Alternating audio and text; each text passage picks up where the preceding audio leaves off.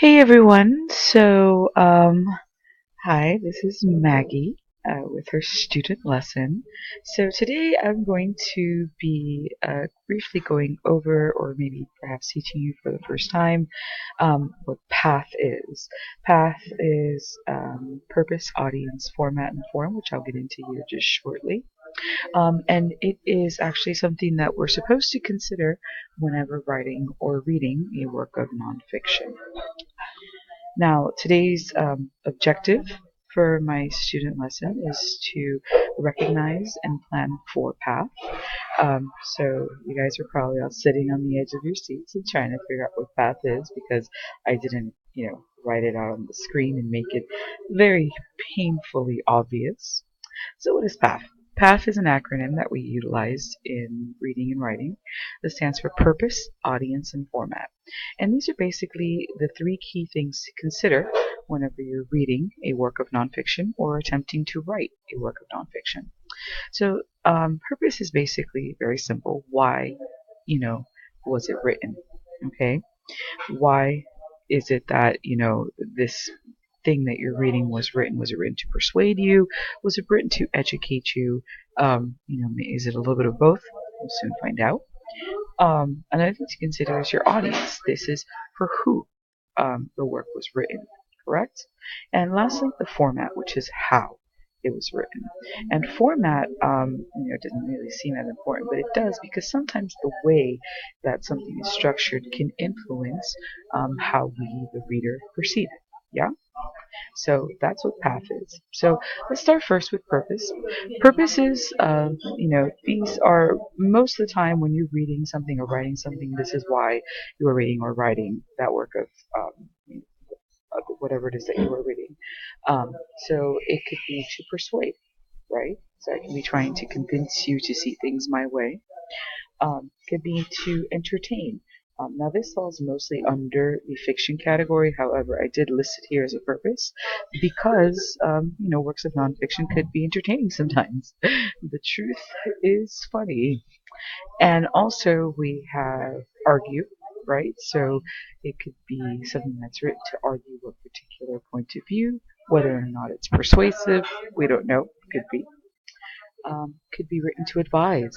So somebody could be sharing a story or an experience that they had to kind of advise or, show us how to not do do things again in the future, or something could just be written to advise because of an upcoming matter. So different things could be written to advise. Could be written to instruct. So your textbook is, obviously a book that's written to instruct. The little pamphlet directions you receive with your IKEA furniture, all things that are designed to instruct. And lastly, to inform. Yes, so when we're writing something to inform, we are literally just stating the facts. We are trying to convey, um, you know, unbiased, objective information. Now, it's important to remember also not to think of any of these purposes in a singular form.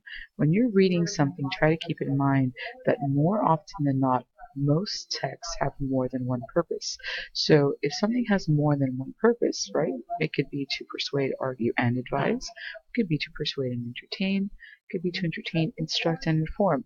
So always keep your eyes peeled because you want to make sure that you understand why, whatever you are reading, why it was written, before you give it too much weight or value. It could have been something that was meant to entertain, and you take it way too seriously, assuming it's something that's based on actual information, and it could also be a work of nonfiction. So always keep in mind whenever you're reading something, why was it written, and don't get sucked into Facebook postings that are not verified by Snopes.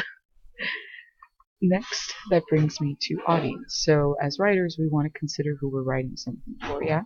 So if we are writing for a 10-year-old, we're not going to use the same grammar. Well, we'll probably use good grammar, hopefully, but we're not going to use the same vocabulary that we would use when talking to, say, or addressing a room of educated doctors or college graduates. Definitely age is a huge factor in your audience.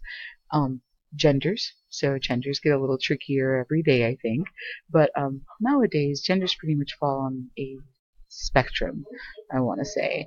Um, and people classify themselves a lot differently than they used to. So whenever you're writing something, you really have to think about that person's gender community and how that particular community thinks, how they're going to react to what you are writing. Um, Also, location and environment are big factors. So if we're writing something and our audience, mostly lives in a major city, they're probably not going to be, concerned with, a drought happening out in the fields of Wisconsin. So it's always really important to consider your audience's environment because more often than not that plays a role in what their interests are, which brings me to my next point is you always want to consider the interest of your audience. So earlier we were discussing age, right? So a child will obviously not be interested in the same things that an adult would be interested in. Man and women would usually, I mean, sometimes there's some gray area, but for the most part, they usually have varied and different interests. Okay? And those interests are also based off a person's wealth class or socioeconomic status. And we might think this is a bit ridiculous. Wealth and socioeconomic status do factor in how a person perceives something or whether they even care to learn about it. So if, the wealthy class is having an increase in their taxes, and you're addressing a community of people whom that does not apply to, they're probably not going to be as concerned with, you know, um, whatever tax, whatever tax arrangements being made for a wealthy class that's outside of their income bracket. So always try to consider, that person's socioeconomic status. If that group is going to be concerned with whatever topic it is that you're trying to um, discuss or always consider it also when you're reading something whether or not it even applies to your socioeconomic status, because if it doesn't apply, I mean, not that you shouldn't be informed, but you might want to consider whether or not it's something that's significant enough to your life if it's something you're going to care about. Okay? Lastly, we have form or format. So form and format is basically the structure or how whatever it is that you are reading or writing is set up. So a couple of different structures that I noted were leaflets or pamphlets. Now these are really popular. You usually see these whenever you go to an office, whenever you see a new product or service that's trying to be sold through stores or retailers. You'll pick up a pamphlet, has general information on the product or service that's being sold. And it's usually mostly created to inform, though it could be used for entertainment purposes as well as to persuade. People use leaflets and pamphlets whenever they're running for office or trying to, encourage voters. Next, we have reports. So reports are usually mostly fact-based. Reports are unbiased, objective, and their sole purpose is to report data. So whatever goes on a report is factual. However, you may personally feel about what is being reported. You have to keep in mind that it is based on evidence. Okay? Letters. So we all know these, right? Letters could be love letters. Letters could be written to reach out to old friends. Letters could be written to inform, to persuade, to warn. So historically, letters have had many uses. Nowadays, most of us email, which is, yes, still a form of a letter. It's just an electronic one. So letters have various purposes. Um, and their structure usually entails like a heading. They use the rule of three a lot, where you have, like something that's repeated like three times throughout the letter. So sometimes they can be a little persuasive in that as well. An article format is going to be different from a leaflet format because an article format, for example, is it's designed to inform, persuade, whatever the case may be. So usually when you're reading an article, at the beginning of the article, they'll get right to the point. So right away, you're going to know whenever you're reading an article what it is that you're reading about. They don't waste too much time, diving right into the subject matter. And then for the most part, you're going to have the body and then the closing, which is like the point of the article. Okay. Speeches. Speeches are another interesting format. Now, speeches usually have a heading. Some they don't always necessarily get to the point. So with speeches, sometimes the format that's utilized is a lot of rhetorical questions. Um, you'll have a lot of statistics or information. They utilize the rule of three a lot as well, right? So they repeat things three times to like add emphasis or to reinforce whatever it is that whatever messages they're trying to convey. There's usually a lot of emotion behind a speech. So the format of a speech is obviously going to be structured differently than the format of an article because the speech is usually intended to persuade or to convey a very strong message, and usually used and applied to an actual person speaking. So they're going to structure um, the way that you're communicating differently at the end than just an article that's meant to put information out there. Now, blogs, online postings, and websites are not part of the forms or traditional formats, but I thought it was important to include them because blogs and online postings on Facebook do have their own interesting formats, right? So they don't necessarily have a specific structure. Um, they are written by anyone, really. They utilize acronyms, but usually blogs and online postings are also designed for a particular audience. So with blogs and online postings, you get a lot of targeted information, right? And websites again. So this brings me back to our original slide when we were discussing purpose. Um, with websites, you have to be really careful with what you're reading because websites can be anything. Um, they can be designed for any reason. They're literally just information that's being put out there. We don't know if it's true, if it's not true, if it's factual, if it's not.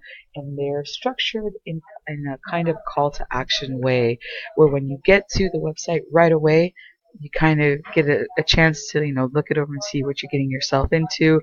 Though more often than not, we don't really know that until we're signing up for, a 1 year subscription to YouTube or something, God knows.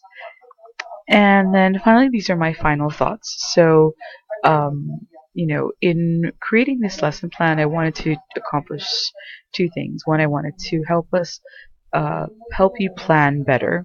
Okay, so PAF helps you plan, PAF helps you understand. I wanted to help you plan better whenever you're writing something. Because if you understand the purpose of what you are writing, how you're going to structure it, and the audience for whom you are creating it, then it's going to ultimately make you a better writer. It will be better received by your audience, and if you structure it correctly, it will help you better accomplish whatever goal it is that you set out whenever you started to write, which brings us to purpose. And also, it helps you understand. Now, as a reader, we're bombarded with so much information. I can't even tell you how many times I've come across online articles that I just have to read. And, not all of them are accredited sources. Not all of them are legitimate.